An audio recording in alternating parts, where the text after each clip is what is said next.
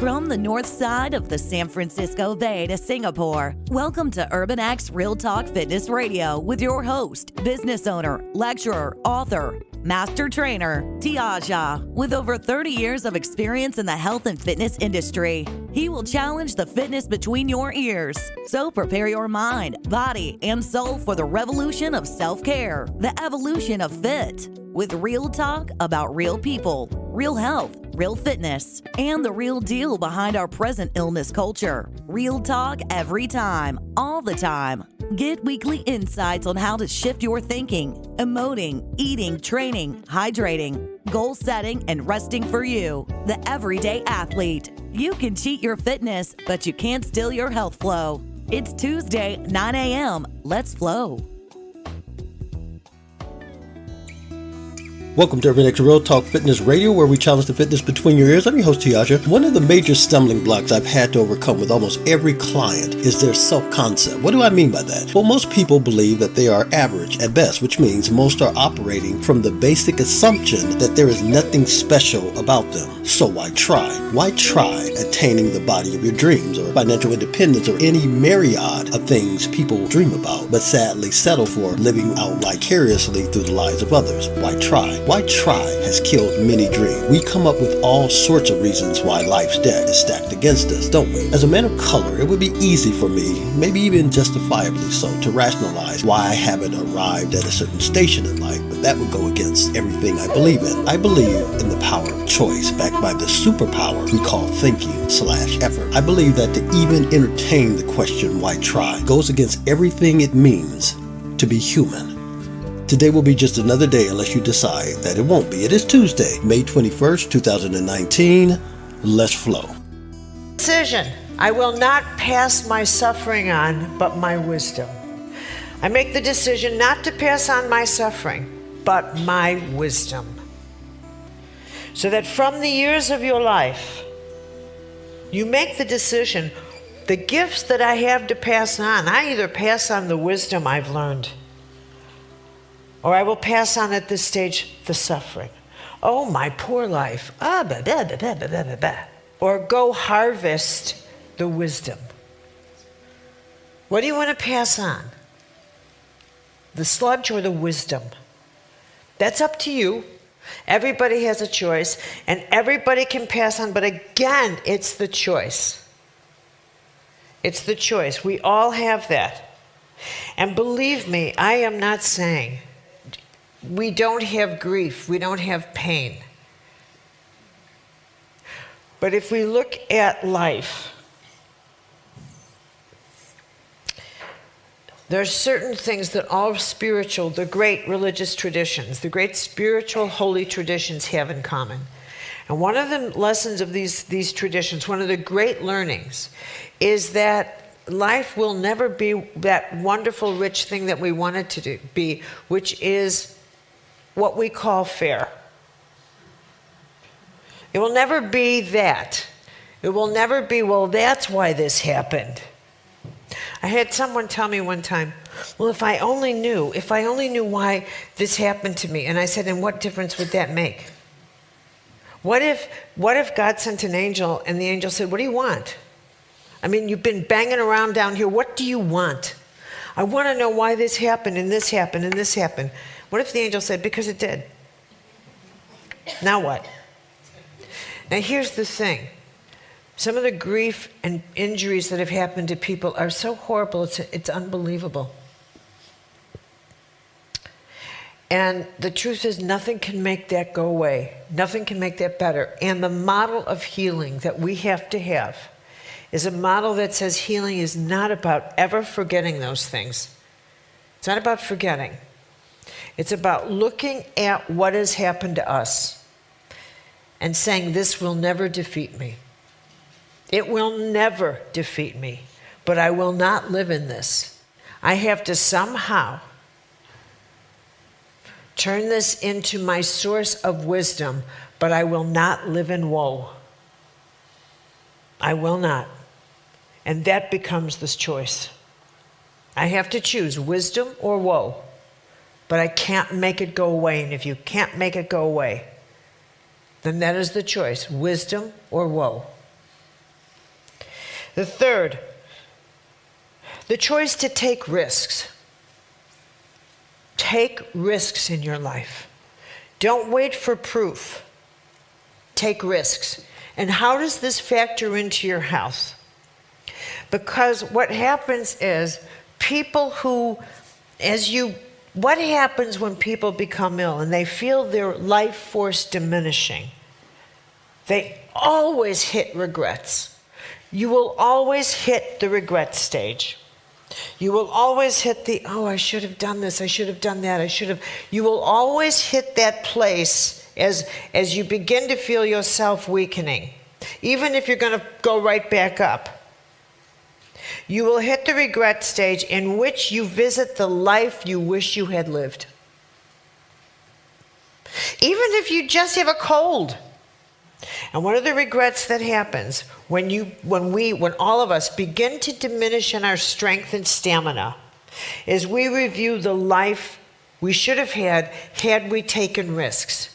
Had we not lived a life in which the way we make our decisions was based on the fear of being humiliated. What if I'm humiliated by this? What if I can't take the consequences of it? What if I'm too frightened? What if I'm alone? What if this costs me too much money? Well, what if? And to this I would say, go home and ask yourself, how many of my greatest fears have actually really happened? How many have actually really happened? How many of my greatest fears have really happened? And then actually calculate, write down how many of the most wonderful things that have happened to me did I actually have anything to do with? And probably 2. I'm giving you the benefit of the doubt there. Because if you look and add, most of the best things that ever happened to you, you didn't have anything to do with. And if you think, how did this happen? Probably through a lot of things that you know nothing about that were actually very risky and you didn't even know that. Don't take the safe path. Don't tell yourself that because when you are making decisions about what to do, don't look backwards for guidance. Because there's nothing, quote, back there.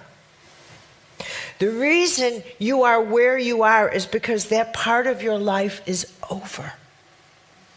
Don't look for over to chart new. Don't go there. When it's time to make a decision about, I don't know what to do next, do not go to who you were, what you did, because it will pull you back, perhaps even to places that don't exist anymore, to images of yourself that are no more. You are not that person. And one of the ways to weaken you is that it causes you to long for things that are no longer appropriate and they're not in the field yet to come. What builds vitality, what builds the desire to live your life fully and be present, is for you to say it's time for something new. Be in the newness, not afraid of it. Be in that newness. Be there. Next, choose new words. I love this.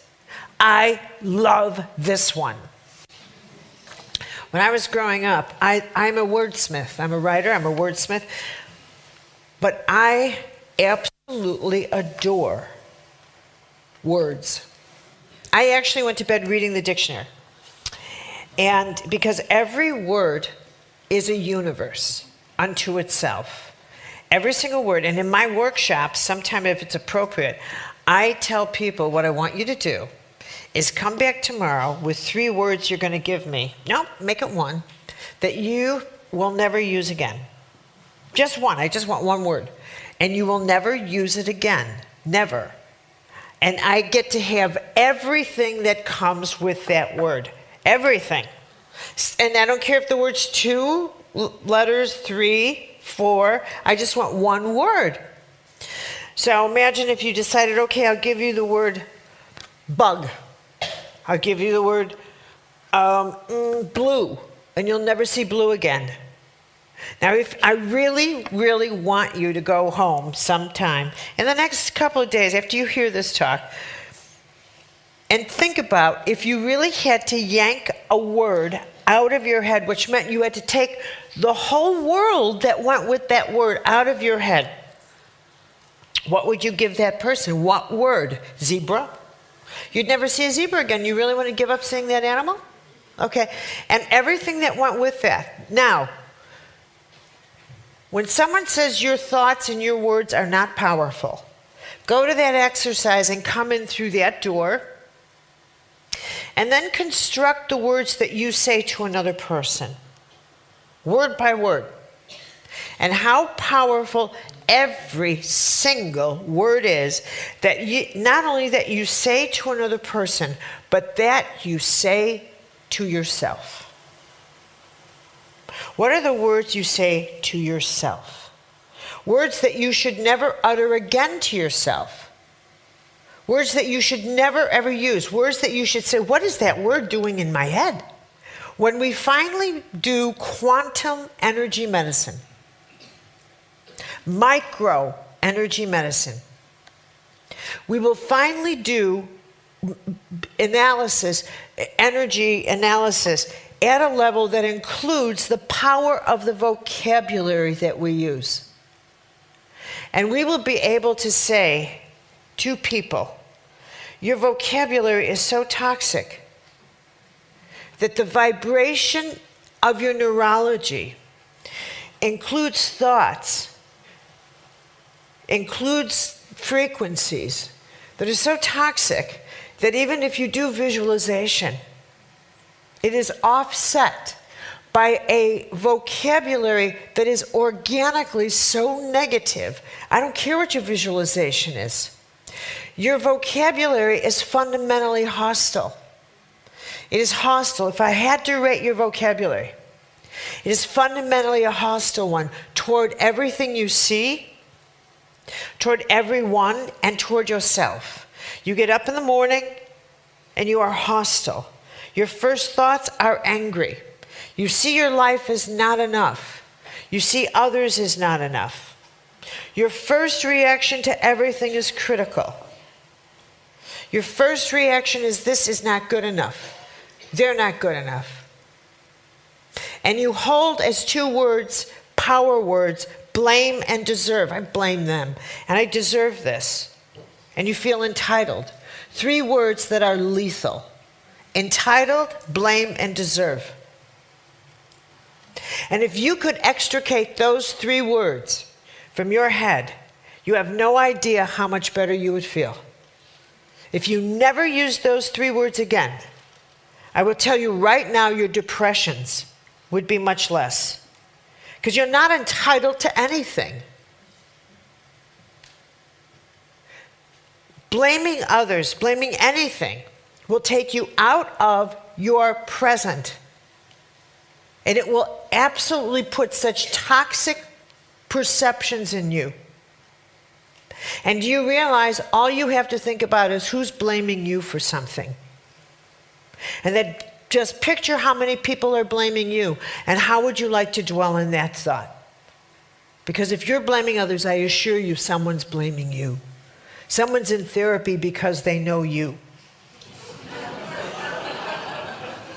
So stop looking at the world through your eyes. Finally, make this choice. Choose to get up every day and bless your day. Choose to get up every single day and bless your day. And to say, I have no idea what's going to be in my day, but it is blessed. Why? Because I am alive. And don't base your gratitude for your life on what you have or how you feel, but just because you are. Just because you are. Just because you are. And then hold in your heart this prayer. This day of my life will never come again. I will never see the people I am looking at again. I will never see this sunrise again, and I will never see that sunset. I will never see the person having breakfast with me again just this way. No, nothing in my life like this will ever come again. That alone, that choice alone, should take out of your heart every bitter taste there is. That it should shape the life around you with such grace and such beauty. That it would make you only want to see the present with great gratitude and love. Thank you, everybody.